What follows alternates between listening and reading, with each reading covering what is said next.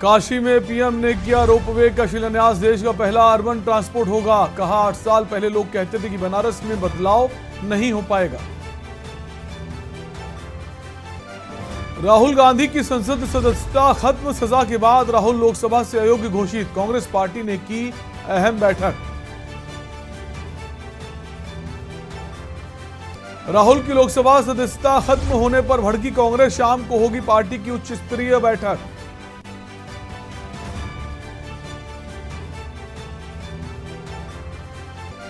UP निकाय चुनाव की सुनवाई टली। सुप्रीम कोर्ट में अब 27 मार्च को होगी सुनवाई। ओबीसी आयोग अंतिम रिपोर्ट सुप्रीम कोर्ट को सौंपेगा। एसटीए के आदेश के बाद नोटिफिकेशन होगा जारी। सीएम योगी कल लोक भवन में करेंगे प्रेस कॉन्फ्रेंस। एक पुस्तिका का भी करेंगे विमोचन। 1 साल के कार्यकाल की उपलब्धियों का देंगे जवाब। कुरुक्षेत्र बस स्टैंड पर छाते में छिपता दिखा अमृतपाल। यहां से उत्तराखंड फरार होने का शक। पूर्व फौजी दे रहे थे उसकी फायरिंग रेंज में ट्रेनिंग। आप देख रहे हैं के न्यूज, खबरों का सारथी। नमस्कार, आप देख रहे हैं फाइनल बुलेटिन में हूं आपके साथ शैलेंद्र चौहान। शुरुआत करेंगे दिल्ली की खबर से, जहां कांग्रेस नेता राहुल गांधी की संसद सदस्यता शुक्रवार को रद्द कर दी गई। वे केरल के वायनाड से लोकसभा सदस्य थे। लोकसभा सचिवालय से पत्र जारी कर इस बात की जानकारी दी गई। मानहानि केस में सूरत की कोर्ट ने गुरुवार को उन्हें 2 साल की सजा सुनाई थी। राहुल गांधी ने 2019 में कर्नाटक की सभा में मोदी सरनेम को लेकर बयान दिया था। उन्होंने कहा था, सभी चोरों का सरनेम मोदी क्यों होता है। सुप्रीम कोर्ट ने 11 जुलाई 2013 को अपने फैसले में कहा था कि कोई भी सांसद या विधायक निचली अदालत में दोषी करार दिए जाने की तारीख से ही संसद या विधानसभा की सदस्यता के लिए अयोग्य घोषित हो जाएगा। कोर्ट ने लिली थॉमस बनाम भारत सरकार के केस में आदेश दिया था। इससे पहले कोर्ट का आखिरी फैसला आने तक विधायक या सांसद की सदस्यता खत्म नहीं करने का प्रावधान था।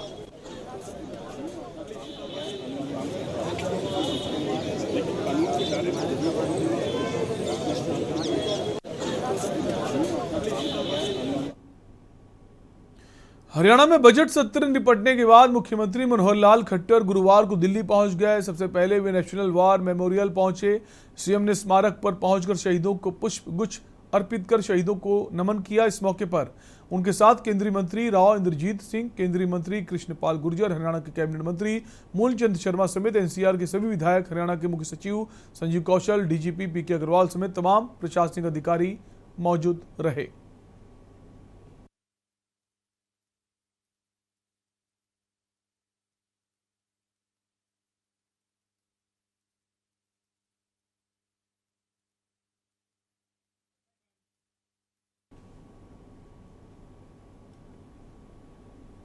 बात करेंगे अगली खबर की। खबर मुंबई से है। आपको बता दें, मुंबई महानगर पालिका शिक्षा विभाग के अधिकारी, राज्य सरकार और निजी स्कूल की मिलीभगत से शिक्षा क्षेत्र में एक बहुत बड़ा घोटाला का मामला सामने आने वाला है। महाराष्ट्र की शिक्षा क्षेत्र में बड़े पैमाने पर घोटाला शुरू है और ये घोटाला मुंबई महानगर पालिका शिक्षा विभाग के अधिकारी, राज्य सरकार और निजी स्कूल की मिलीभगत से शुरू है। महानगर पालिका शिक्षा विभाग और राज्य सरकार ने निजी स्कूलों को डोनेशन और मोटी फीस के नाम पर छात्रों और अभिभावकों को लूटने की छूट दे रखी है। ऐसा आरोप आम आदमी पार्टी मुंबई की अध्यक्ष प्रीति शर्मा मेनन ने प्रेस कॉन्फ्रेंस में कहा है। इस प्रेस कॉन्फ्रेंस में उनके साथ ही आम आदमी पार्टी मुंबई के कार्यकारी अध्यक्ष द्विजेंद्र तिवारी, उपाध्यक्ष पायस वर्गीस, वार्ड अध्यक्ष नितिन दलवी उपस्थित थे।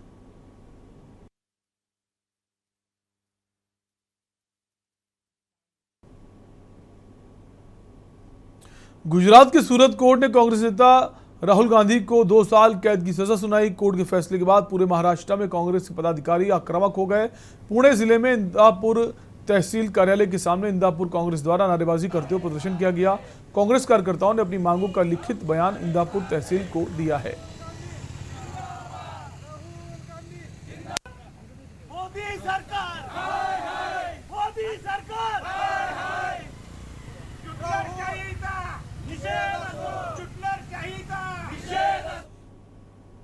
बेमेतरा के सिंधी समाज में झूलेलाल जयंती बड़ी ही धूमधाम से मनाई गई। जिला मुख्यालय में रहने वाले सिंधी समाज के लोगों ने बड़े धूमधाम से भगवान झूलेलाल की जयंती मनाई। इस मौके पर सिंधी समाज की ओर से सर्वप्रथम भगवान झूलेलाल की पूजा अर्चना की गई और भगवान झूलेलाल की अखंड ज्योति को जो है प्रज्वलित किया गया। तत्पश्चात सिंधु भवन से बाइक रैली निकाली गई जो मुख्य मार्गों से होते हुए वापस सिंधु भवन में आकर समाप्त हुई।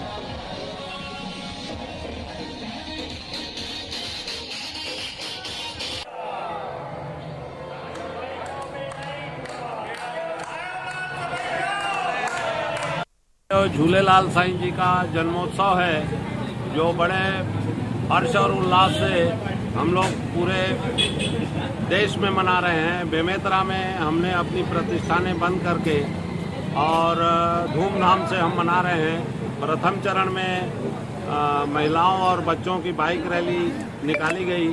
तत्पश्चात दोपहर में अभी लंगर का आयोजन है। शाम को शोभा यात्रा और शोभा यात्रा के बाद फिर रात में लंगर है। आपके माध्यम से मैं पूरे शहर को निवेदन करता हूं कि हमारे इस प्रोग्राम में शामिल होकर हमें गौरवान्वित करें और भूपेश बघेल जी को भी बहुत सारी बधाइयां देता हूं। दिल्ली से बुलेट में सवार होकर बस्तर संभाग पहुंची सीआरपीएफ की महिला जवानों का हिंदू परंपरा के अनुसार फूलों और तिलक लगाकर स्वागत अभिनंदन किया गया। सीआरपीएफ की डेयर डेविल्स महिला बटालियन 25 मार्च को बस्तर में आयोजित सीआरपीएफ के स्थापना दिवस कार्यक्रम में करतब दिखाएंगी। कार्यक्रम में गृह मंत्री अमित शाह भी मौजूद रहेंगे। साथ ही आने वाले समय में महिला बटालियन को देखते हुए बस्तर की बेटियों का हौसला बढ़ेगा और सेना में जाने के लिए जागरूक भी होंगी।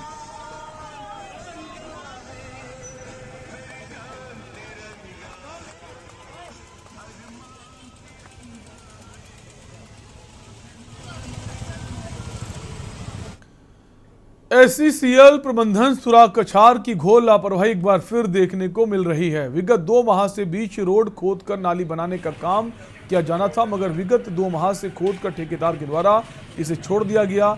एसईसीएल प्रबंधन बड़ी दुर्घटना का इंतजार कर रहा है। सूत्रों की माने तो ठेका आवंटन होने के बावजूद भी ठेकेदार के द्वारा कार्य पर रुचि नहीं दिखाई जा रही। वही जिस स्थान पर रोड को खोदा गया वहां पर एक सप्ताह में 1 दिन हाट बाजार लगता है। इसके बावजूद भी एसईसीएल प्रबंधन की उदासीनता बनी हुई, जिससे लोगों में रोष व्याप्त है।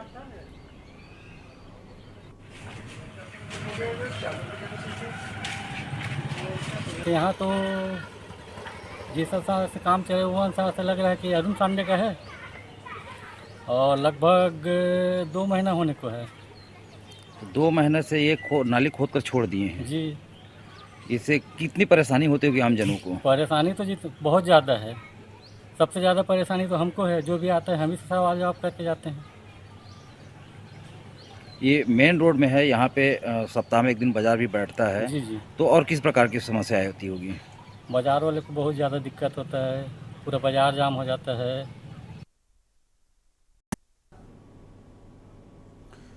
भिंड में मधुमक्खियों के हमले से एक गांव में दहशत फैल गई। इस गांव के 18 लोगों को मधुमक्खियों ने अपना निशाना बनाया। मधुमक्खियों के काटने से एक बुजुर्ग की मौत हो गई, जबकि 17 लोग मधुमक्खियों के काटने से घायल हो चुके हैं। 3 लोगों का अभी भी अस्पताल में इलाज चल रहा है। दरअसल ये पूरा मामला जो है बर का है, जो पूरा गांव का है। बर का पूरा गांव में रहने वाले नेतराम कुशवाहा के खेत पर कन्या भोज कार्यक्रम रखा गया था। कार्यक्रम में गांव वालों के साथ साथ रिश्तेदार भी शामिल होने के लिए पहुंचे थे। पूजा पाठ के दौरान हवन का धुआं खेत पर खड़े बरगद के पेड़ पर मौजूद मधुमक्खी के छत्ते पर पहुंच गया, जिसके बाद मधुमक्खियों ने हमला शुरू कर दिया।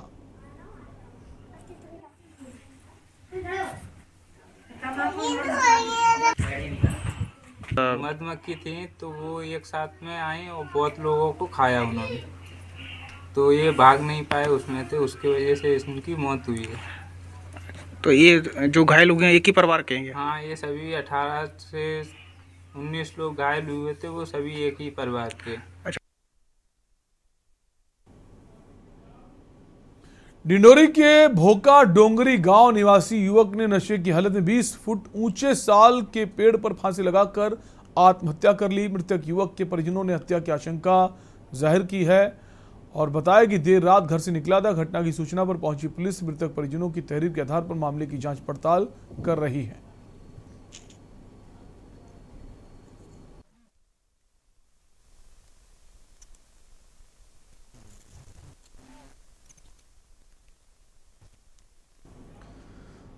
भिंड में शिवराज सरकार के पिछले 3 साल के विकास कार्यों को गिनाने के लिए प्रदेश सरकार के मंत्री सिंधिया समर्थक ओपीएस भदौरिया ने प्रेस कॉन्फ्रेंस की। उन्होंने मीडिया के सामने विकास कार्यों को गिनाया, साथ ही अपने विधानसभा में किए गए विकास कार्य भी बताए। उन्होंने कहा, कर्मचारियों की ओल्ड पेंशन योजना को लेकर मध्य प्रदेश सरकार काफी गंभीर है।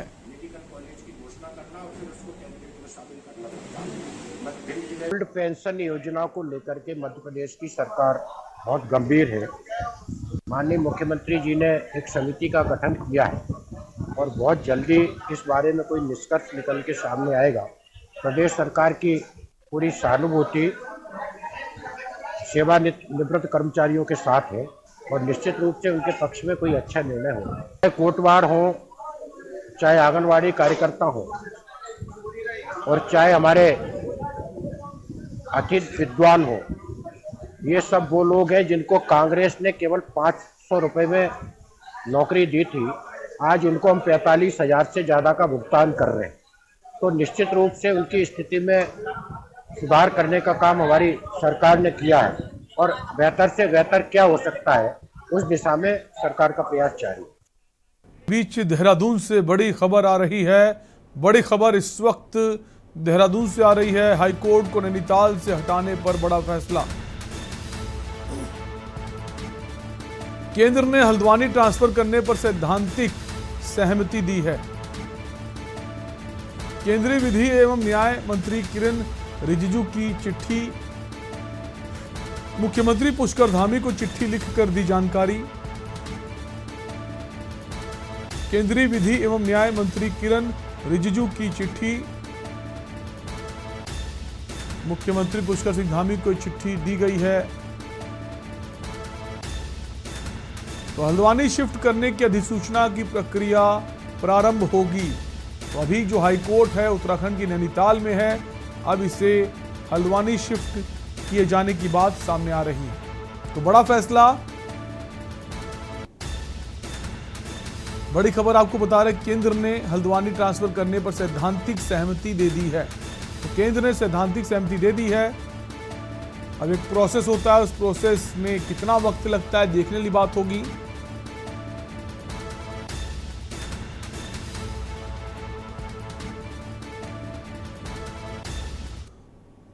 और अगली खबर मैनपुरी से आ रही, पुलिस और बदमाशों के बीच मुठभेड़ हुई है। एक बदमाश के पैर में गोली लगी है, बदमाश गिरफ्तार हो गया। बदमाश बलराम उर्फ बल्ला पर था 25,000 रुपये का इनाम। पुलिस और बदमाशों के बीच मुठभेड़ हुई है जिसमें एक बदमाश के पैर में गोली लगी है, बदमाश गिरफ्तार हो गया है। मैनपुरी का ये पूरा मामला आपको बता रहे हैं। बदमाश का नाम बलराम उर्फ बल्ला बताया जा रहा है, जिस पर 25,000 रुपये का इनाम था।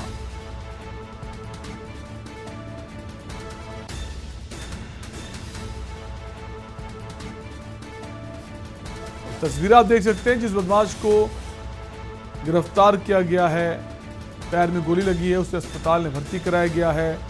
कई सारे गंभीर आपराधिक मुकदमे भी इस बदमाश के नाम पर दर्ज हैं। थाना इलाऊ इलाके में ये मुठभेड़ बताई जा रही है।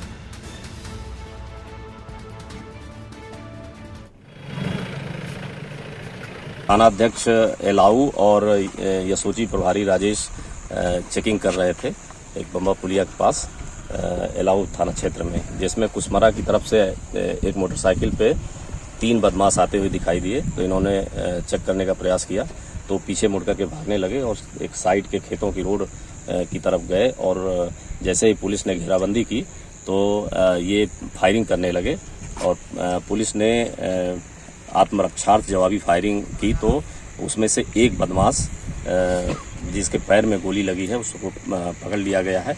उसके कब्जे से एक अदद कट्टा और 7 कारतूस बरामद हुए हैं। खबर लखनऊ से है। डीएम आवास के सामने बिजली कर्मियों के उत्पीड़न के विरोध में प्रदर्शन में भारी संख्या में विद्युत कर्मचारी पहुंचे। लगातार बिजली कर्मी अपनी मांगों को लेकर डीएम आवास के सामने एकजुट हैं। पीएम आवास के सामने सरोजनी नायडू पार्क में प्रतिमा स्थल पर चल रहा विद्युत कर्मचारियों का प्रदर्शन हुआ। प्रदर्शन के बाद अगले आंदोलन की बड़ी घोषणा हो सकती है। बैठक में कर्मचारी संगठनों का संयुक्त मंच बनाया गया, सभी धरने में मौजूद नजर आए हैं। लखनऊ समेत अलग अलग जिलों में बिजली कर्मियों के निष्कासन, निलंबन, एफआईआर वापस लेने की मांग विद्युत कर्मचारियों के द्वारा की जा रही है।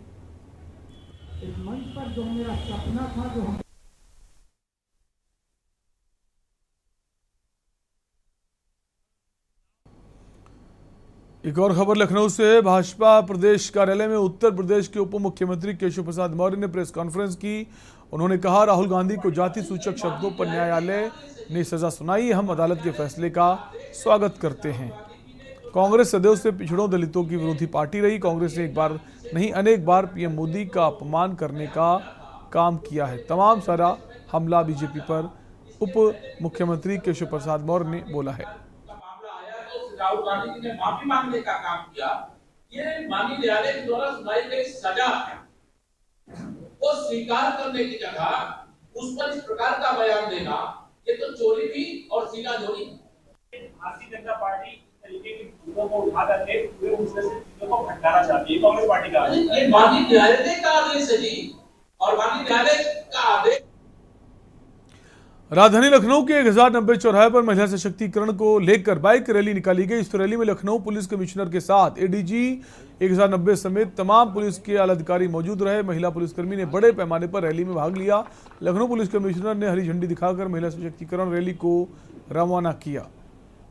और इस रैली का उद्देश्य है कि जगह जगह जाकर के महिला सशक्तिकरण के बारे में संदेश देना, लोगों को जागरूक करना, और जितनी भी सरकार के द्वारा योजना। ये महिला सशक्तिकरण रैली आज तीसरे दिन लखनऊ से कानपुर के लिए रवाना की जा रही है। मैं बहुत उत्तर प्रदेश सरकार के 6 साल पूरे होने वाले इस मौके पर कई भव्य समारोह भी किए जा रहे हैं। ऐसे में योगी सरकार महिला सशक्तिकरण का संदेश देने की तैयारी बड़ी जोर शोर से कर रही है। उत्तर प्रदेश पुलिस विभाग की महिला पुलिसकर्मी बाइक रैली की शुरुआत चैत्र नवरात्रि के प्रथम दिन यानी 22 मार्च को उन्होंने शुरू किया और 29 मार्च को यानी अष्टमी के दिन इसका समापन किया जाएगा। जितनी भी सरकार के द्वारा योजना जारी है। पुलिसिंग पॉइंट ऑफ व्यू अगर मुझे आपसे ये कहना है तो हमने ये हमेशा प्रयास किया है कि महिला संबंधी जो भी अपराध, थोड़ा सा चाहे वो पॉक्सो से संबंधित हो, चाहे वो अन्य महिला संबंधी अपराध जो है उनका तत्परता से निवारण किया जाए। 60 दिनों के अंदर उनका निस्तारण करने के भारत सरकार के निर्देश है। उसके अनुसार कार्रवाई की जा रही है। और हमारे यहाँ पर प्रदेश में और कहीं नहीं है, लेकिन 100 हमारे यहाँ पिंक बूथ है, दी गई है। 10 हमारे पास पिंक पेट्रोल्स हैं। तो ये सारा प्रयास मुख्य रूप से समाज में एक संदेश देने का है, जो मिशन शक्ति के माध्यम से हम लोग कोशिश कर रहे हैं कि महिला सशक्तिकरण और महिलाओं में सुरक्षा का एक भाव उत्पन्न करने की सरकार की प्राथमिकता है। और उसी दिशा में पुलिस। खबर कायमगंज से है, जहां राज्य कर विभाग मुख्यालय लखनऊ के स्पेशल टास्क फोर्स द्वारा गठित राज्य कर विभाग के अधिकारियों की टीम ने कायमगंज स्थित 2 तंबाकू प्रतिष्ठानों पर अधिग्रहित किए गए वहीं तंबाकू के स्टॉक का बारीकी से मिलान कर गोदाम में रखी तंबाकू की वर्तमान स्थिति को देखा गया।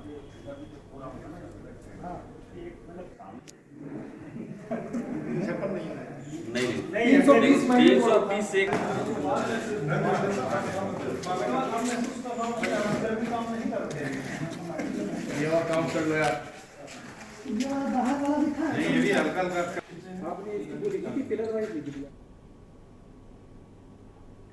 खबर अयोध्या से है। कामाख्या नगर पंचायत कार्यालय भवन व कल्याण मंडप का हुआ भूमि पूजन। कार्यक्रम के मुख्य अतिथि भाजपा विधायक रामचंद्र यादव ने विधि विधान से पूजा अर्चना कर भूमि पूजन किया। कार्यदायी संस्था C&DS यूपी जल निगम नगरी 3 करोड़ 55 लाख की लागत से निर्माण कराएगा। नगर पंचायत कार्यालय व कल्याण मंडप विधायक रामचंद्र यादव के अथक प्रयास से कामाख्या धाम के नाम से नगर पंचायत का दर्जा मिल गया था और बहुत जल्द नगर पंचायत कार्यालय बनकर तैयार हो जाएगा। विधायक ने कहा कि मां की कृपा से नगर पंचायत का गठन हुआ है और नगर पंचायत क्षेत्रीय विकास कार्यों के लिए चैत्र नवरात्रि के शुभ अवसर पर कार्यालय निर्माण का भूमि पूजन हुआ। भाजपा सरकार में सबका साथ सबका विकास का जो नारा था वो साकार होता नजर आ रहा है।